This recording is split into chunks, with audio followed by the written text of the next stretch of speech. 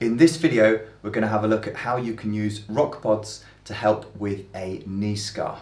So we need to think about moving this scar three-dimensionally in every direction. So we've got 4 pods on here.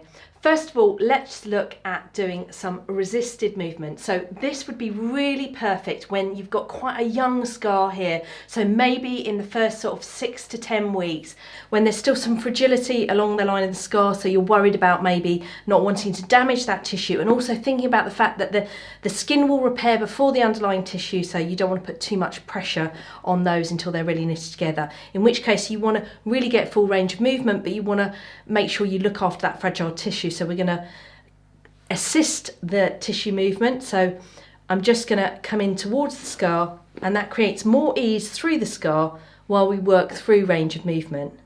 And you go in and out of that movement a few times.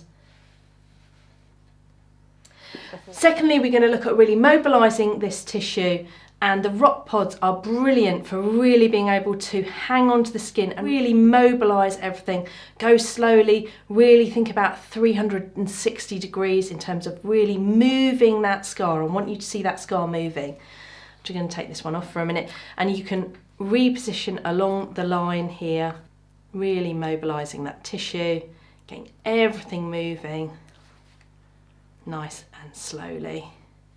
And then quite often you get a bit of sticking happening in this lower portion of the scar.